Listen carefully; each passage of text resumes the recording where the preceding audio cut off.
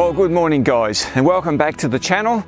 Today's my last day in Halls Gap. I've just been down to the cafe and got my coffee, ready to drive home today. So I'm going to be saying goodbye to the Grampians. It's another gorgeous day over here. So middle of winter, we get these beautiful days. It's Australia. I'll tell you what, it is the place to be. But anyway, this video is actually about what happened last night. It was, from the intro, it looks a bit like an epic adventure, and it was in a lot of ways. On a whim, I decided to drop into Hollow Mountain. Now, I say as a whim because I was actually driving past that area, and it was about 4 o'clock in the afternoon, and I was looking at the clouds. There was beautiful wispy clouds, and I thought, I'm going to do a day to night time lapse. I had all my gear in the car, and I thought, what better place than Hollow Mountain? So I decided to drop into the Hollow Mountain car park. Now, a number of things started to go wrong from this point onwards. And you can see this clip here that you're watching. There's no audio. I forgot to turn the microphone on. So essentially what I'm doing is I'm explaining what I'm doing, where I am, where I'm going. I'm pointing up to the Hollow Mountain, which as you can see in the background. And I'm looking at all the gear I've got in the car and thinking, well, what do I want to take and what do I want to leave behind? Because I've got to carry it all up there on my back. Now, this is where a bit of a chapter of incidents started to happen, because I had to quickly decide, because I was watching that sun setting very quickly and I knew it was a fair bit of a hike to get up to the top of the mountain. So I quickly packed my bag. It was as heavy as lead. I was struggling by the time I got out of the car park, to be honest, because I don't like backpacking.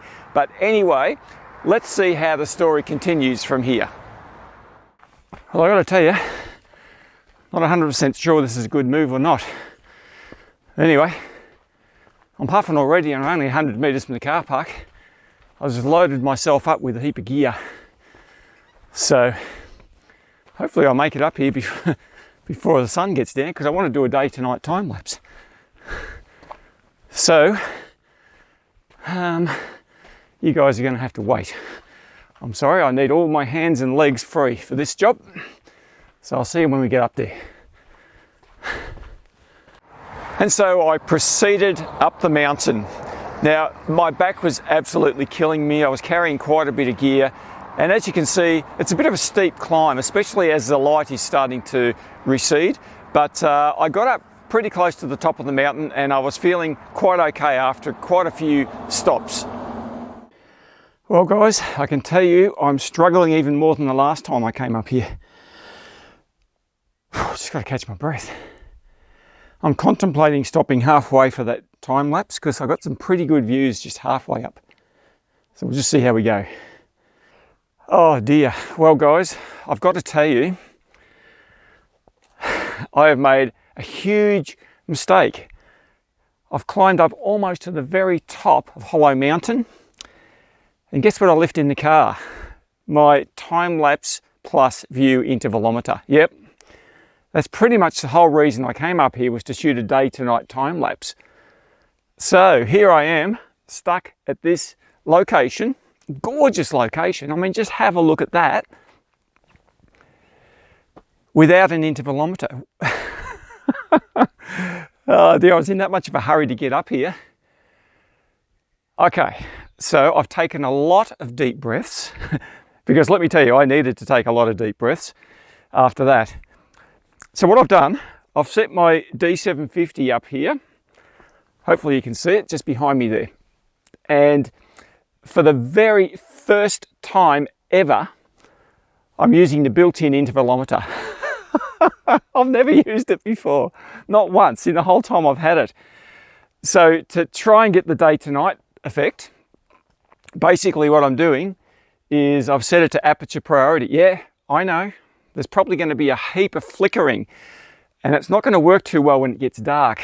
So my plan is I'm nearly to the top, so I'm going to come back down when it gets completely dark and put the thing back into manual settings, hopefully without too many breaks in between and you won't notice. Oh boy, I just cannot believe that I did that. That's the dumbest thing I've ever done. The whole reason for coming up here, and I left the intervalometer in the car. I can see the car down there. Oh, you got to laugh about it, don't you? Anyway, so the camera's going quite nicely there. I've actually had to set the ISO very high because the ISO doesn't ramp on that auto thing, just the shutter speed. I've left the aperture at f2.8, so it started off at an ISO of about 1000. It's about 5 o'clock in the afternoon. So I'm hoping it works. And so far, I think until quite dark, it'll be fine, I think, as far as dropping down the shutter speed. Sure, these daytime shots might be a fraction grainy at that high an ISO, but look, I'm not too worried about that. Remember, it's a video. I'm not looking at the stills. So it's clicking away, okay? It's taken, I've set it to shoot about 600 images. Okay, so you can see I'm shooting images there. I don't think they look too bad so far. Got a gorgeous perspective out there overlooking the valley and these massive rocks on both sides. The Milky Way is going to come up right over here. So, gee, I hope it works. Anyway, look, it's not the only thing I'm doing whilst I'm up here. I'm going to head up the rocks and take some single shots with my Z6. So, yeah, I've got my lens warmer. You can see it there on the camera. Battery hanging down here because it is going to get pretty cold tonight. Oh, and by the way, that's the other thing I forgot. I left my jacket back in the caravan park, believe it or not. It's not even in the car. I've got another jacket with me. I'll tell you what, I'm really hot now because I've just climbed up these rocks. So, no problem with any of that at this stage, but it's going to get cold tonight. Ah, there's a moon up there. So that moon's going to light these hills beautifully, I reckon. Gee, it's a good night. There's a beautiful sunset happening, but at the moment, oh gee, I'm still laughing. You know, if you didn't laugh, you'd cry, wouldn't you? Anyway, I'm going to leave this camera here and I'm going to head up to the top, which is not too far to go. At least I don't have to carry that D750 and the 14-24, which it weighs it's like a brick in the back of the bag. So I'm going to walk up there and see what I can find. So at this stage, I decided to just keep going up the mountain, having a few rest stops along the way. Now that I dropped off the D750, the backpack was quite a bit lighter. So that made things a little bit easier. So I made my way up to the top of Hollow Mountain. Well, this is the famous cave I stayed in last time I was up here at Hollow Mountain. It hasn't changed much. It looks exactly the same as last time I was here. Beautiful, isn't it? So Hollow Mountain, have a look at it. It's just gorgeous. I'm pretty much at the top now. Almost. A little bit to go up there. Yeah. So I'll see what I can get. I'm trying to get a few different shots to what I get last time. See, I'm puffed. Glad to make it though. All right, let's keep moving. Now I'm sure you can see from these pictures that you're looking at, the northern Grampians, where Hollow Mountain is considerably different to the more southern part of the Grampians. There's a lot less trees. It's a very stark and rocky, beautiful, but somewhat eerie place. And that's one of the things that really attracts me to Hollow Mountain. It's full of caves and rock pools and little nooks and crannies. Hardly any trees on the whole place. And that's a lot different to what I've been experiencing so far. And I was wanting to shoot it one more time. I knew before I made this trip that it was going to be hard on my body. My legs would be sore. They're killing me right now. But you know, I think it was well worth the time that I spent up on top of the mountain. Now hopefully you can see this. One of the famous rock pools up here on the top of Hollow Mountain. So I'm planning to possibly shoot this one or maybe one of the other ones facing the right direction, but the core will have to be pretty high above that mountain, and it will get up high later on. So I'm going to have a bit of a look further up, but I think at least that one is going to be a goer, and there's quite a few more up there, I think. Now, one of the other things that I really wanted to shoot, as I mentioned before, while I was up on Hollow Mountain, were some of these rock pools, and they are literally everywhere up there. And I thought to myself, well, I'm going to try and light these up a little bit creatively. And whilst I was there, I decided I'd put myself in a few shots.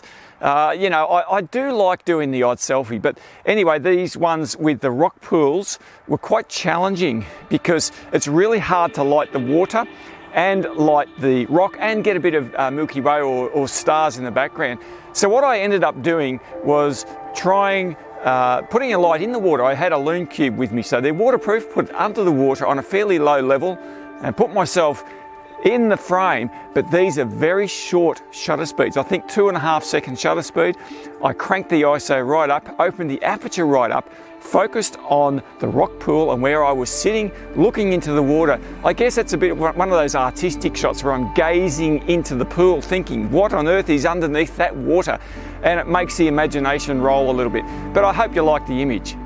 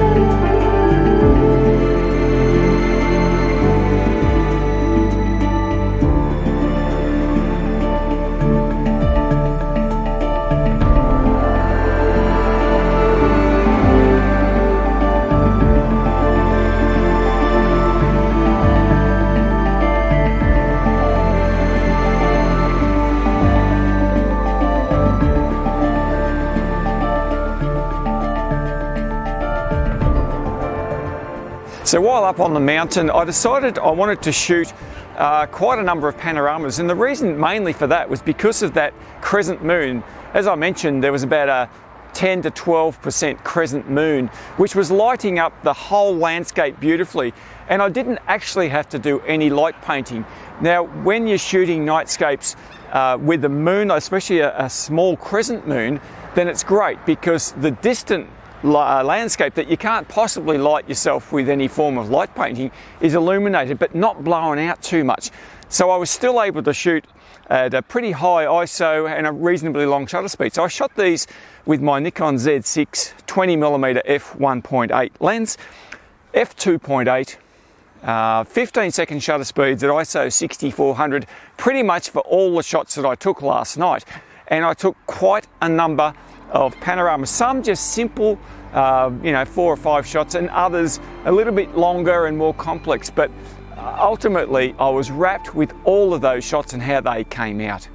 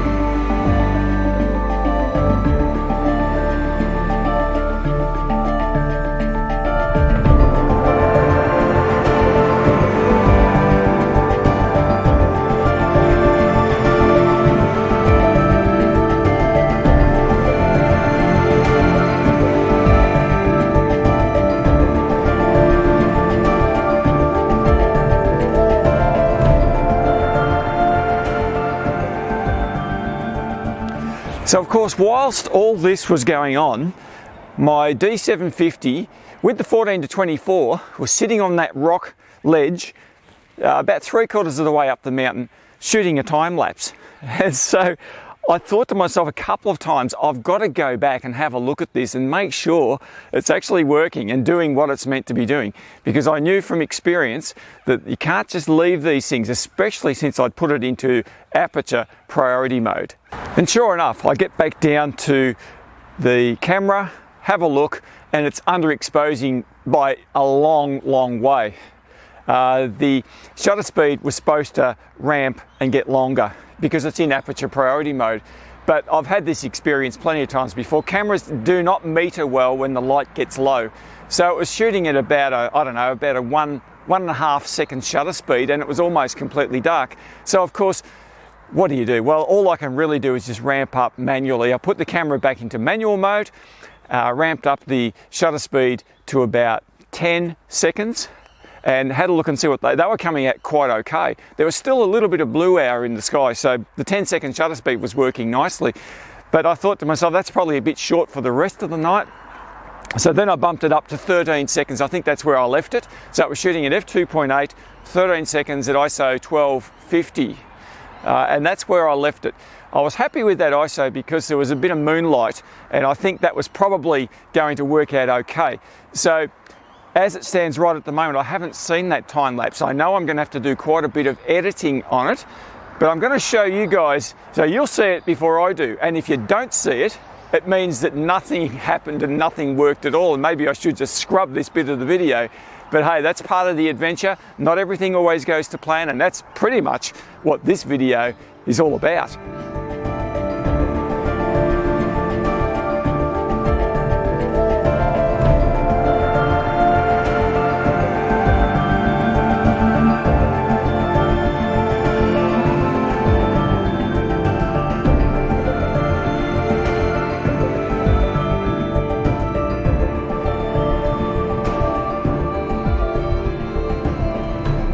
And so that's my experience, 600 images shot in aperture priority mode until the end where I shot it back to manual. And as far as that goes, the camera worked quite well. Lens didn't fog up, so I was very happy about that.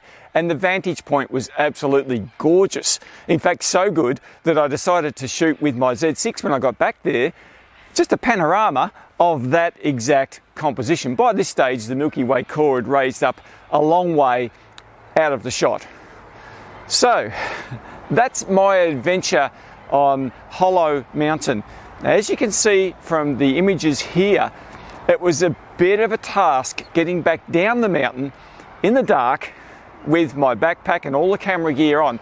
But I can tell you right now, it's a lot easier traveling down the mountain than it is traveling up the mountain. Gravity helps a lot. So I just had to be very careful because it was quite slippery and a little bit difficult to see, although I had plenty of lights with me.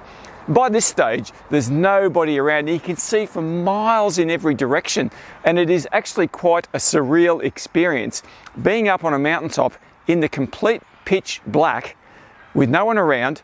And by the way, this is a Bortle 1 sky. It's very, very dark everywhere. And that is why the pictures look so epic up there. And I think it's why I wanted to get back up there again. Well, as you can see, this is a really busy place. Today's a Saturday and all the tourists are flooding in. It's also the beginning of school holidays.